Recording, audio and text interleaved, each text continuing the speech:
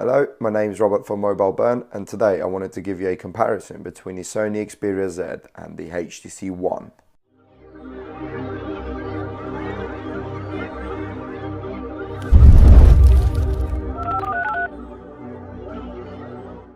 So before I start talking about both devices, I just want to say I'll try and make these more entertaining now. I know I've been reading it sounded like I've been reading off a spec sheet and just sort of telling you, sort of the boring bits about the apps in the UI and stuff and of both devices. But I'll try and make it a little bit more entertaining this time with the HTC One, and I'll hopefully, see what your comments are, and hopefully you like the style of this comparison. Before I've read, like I said, I've always try and read your comments, and I always try and sort of, bounce off the feedback that I'm getting from you, viewers, and try and sort of change it around. And like some people have been saying, the reviews have been too long. So like I said, I'm going to try and chop it down a little bit, cut it down, and sort of concentrate on the more important things on both devices. Looking at button placement, you can see here the Sony Xperia Z has the volume rocker and the power button on the right hand side, as well as the SIM card slot right above that. And then there is also the speaker on the left hand side here, whereas the HTC One only has the volume rocker at the top, and the volume rocker is actually quite flush compared to the sort of big standing off one on the Sony Xperia Z. And the HTC One, that's pretty much it on this side. I'll sort of try and show you that separately. You can see there's nothing else here. Then looking at the top of both devices, there is the 3.5mm headphone jack covered under this flap on the Sony Xperia Z, and the 3.5mm headphone jack here on the HTC One. Then the HTC One has the power button at the top here, which doubles up as a tele remote. And then on the left hand side of both devices, you can see the micro SD card expansion slot, the dock connectors, and the charging port on the Sony Xperia Z, whereas the HTC One literally just has the SIM card ejector here, or the SIM card tray here.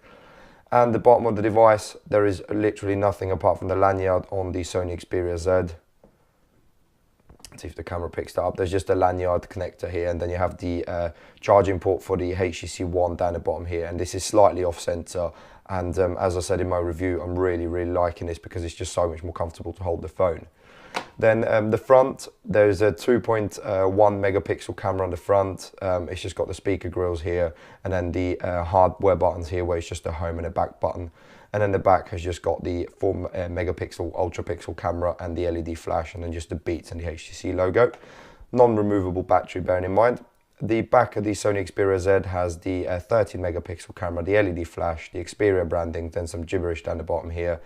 And on the front, it has the Sony logo here, then the earpiece here, and the front-facing camera here of 2.2 megapixels.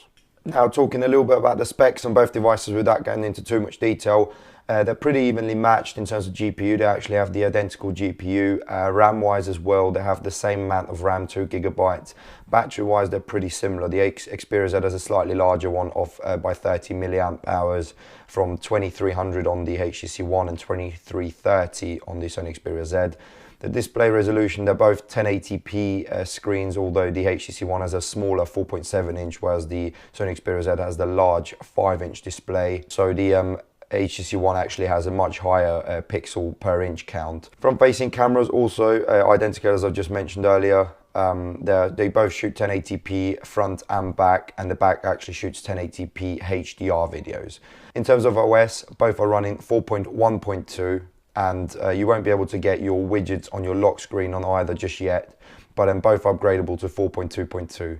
The HTC One actually runs HTC Sense 5, whereas the Sony actually runs a sort of sleeker version of the Sony's Timescape UI. The differences on both devices, the HTC One actually has a much more powerful CPU, the Snapdragon S600, and it is a quad-core processor still. The Sony Xperia Z has a 1.7 gigahertz. The HTC One has a 4 megapixel, ultra pixel, whatever you want to call it, resolution on the back, and it actually does much better noise performance in low light, which means the grain is going to be much smaller and much less visible if you're taking pictures in low light. This has got a 13 megapixel camera, and the pixels are going to be that little bit smaller because obviously it has the much denser sensor on the back.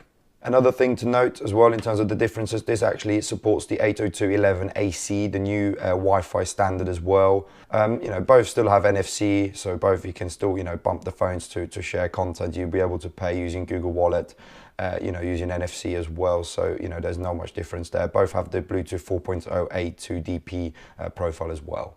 In terms of software, the HTC One has the HTC Sense software running, and it comes now with this blink feed here. You can see where you get your Twitter feed, your Facebook feeds all here. Then you also get your normal home screen where you can place, widgets, apps, and all the rest of it. Other than that, it's just a standard UI that you get or on Android, and also HTC Sense have their own widgets included, but most of the other stuff is exactly the same, and you still get to pinch to zoom in, and then you can add stuff to the home screen, so nothing special there. The button layout here, you can see there is only a home and a back button, and the way these buttons are being used, if you double tap, it actually goes into your multitasking, and if you long press, it actually goes into search Google Now.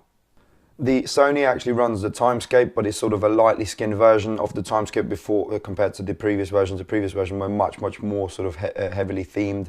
These ones aren't too bad.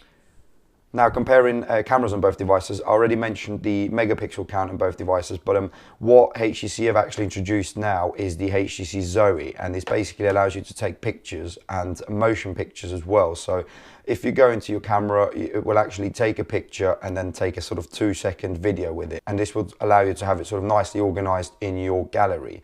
But also other features compared to normal HTC Zoe, you get the sort of normal camera features, and you get your standard night vision, night picture scene mode, HDR, sweep panoramas. You'll get your standard sort of adjustments where you can adjust the ISO, the white balance, the continuous shooting, the camera options where you can add the geotagging, face detection, smile capture, the shutter option so you can turn down the shutter sound, touch the capture. So if as soon as you press the point where you want to focus, it will focus. Auto upload, pretty much standard features that nowadays come on Android phones.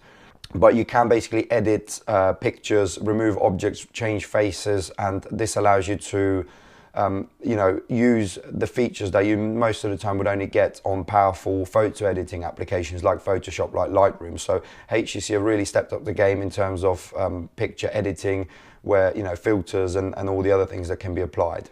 Also video, you can shoot 1080p HDR videos with this, just like the Sony Xperia Z has actually introduced. This was the first phone in the UK anyway to be released with HDR 1080p video.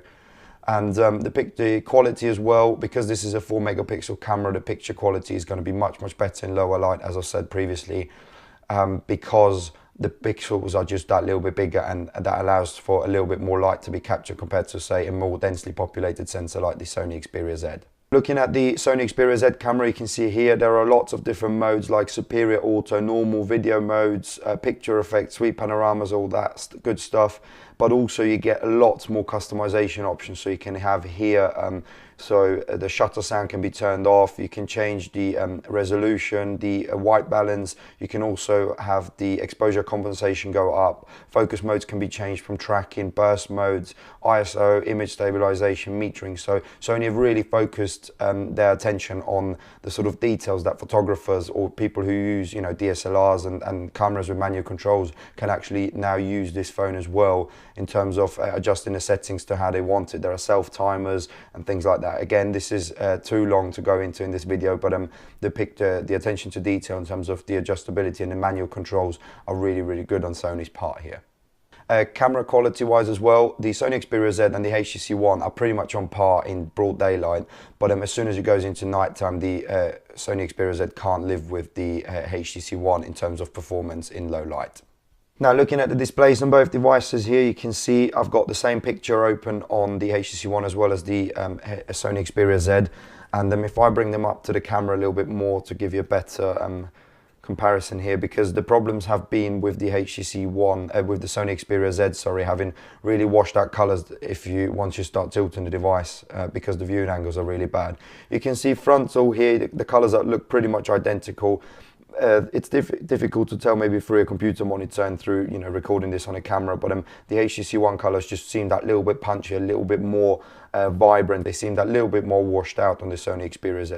The HTC One has really, really good and really nice color reproduction. Display technologies, the HTC One actually has an SLCD3, so it's even better than the HTC One X. And this actually only has, the Sony Xperia Z has the 16 million colors TFT last generation screen, so you're not going to get the sort of same viewing angles and color reproduction as you would on modern display technologies. Also, speaker comparison, the HTC One actually has a really poor and flat speaker. You can see the speaker grills here, and that literally is all you get. This is a tiny speaker with very, very poor quality, and the reason probably this has been done is for water protection or protection against water. And if they had included any bigger, then more technology had to go in it, and probably the speaker quality would have been better, but the phone would have been a lot more expensive.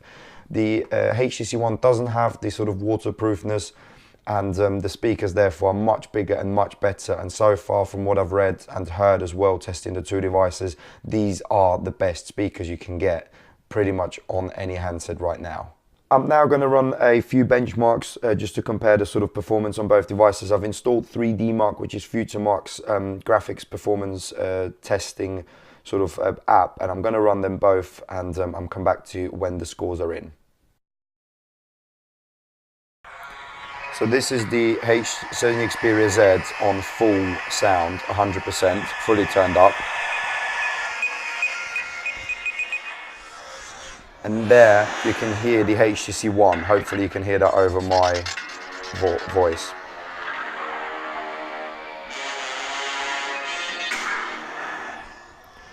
So the Sony Xperia Z is clearly worse than the HTC One in terms of speaker quality, but I just thought I'd show you that now while I've got this running, and sort of don't infringe any copyrights either. So the results are in. Here's the HTC One, 9,884. And the HTC One is 7,994. So the HTC One wins this comparison. Next, I'm going to run Quadrant and show you the scores on both. So the results are in. You can see the HTC One score here of 12,392.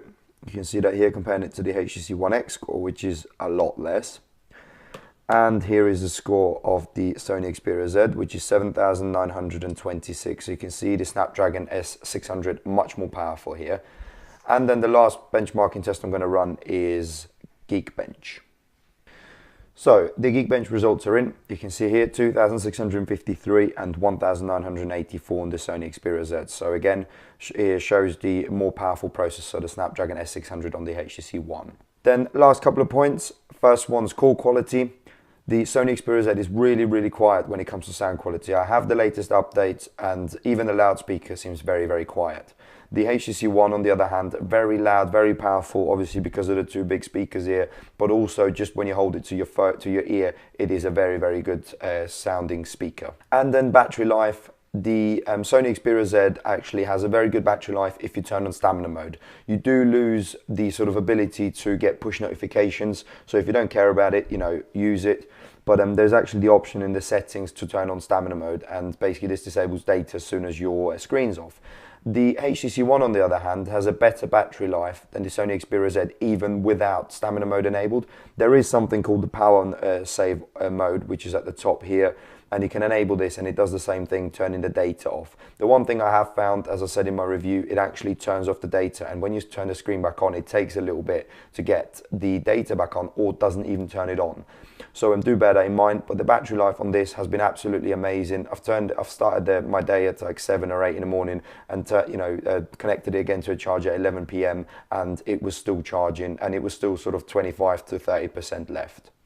But that really concludes this comparison. I hope you enjoyed this sort of different style. I know I've sort of still, talked to you about these things, but I didn't want to go into too much, details talking about apps and, comparing lock screens and stuff like that. Most of the phones nowadays, if you, familiar with Android, you'll know what they look like, you know what you can do. But I sort of wanted to talk a little bit about other things. So thank you very much for watching. If you've enjoyed this video, please give us a thumbs up. Feel free to subscribe to the channel for more videos like this.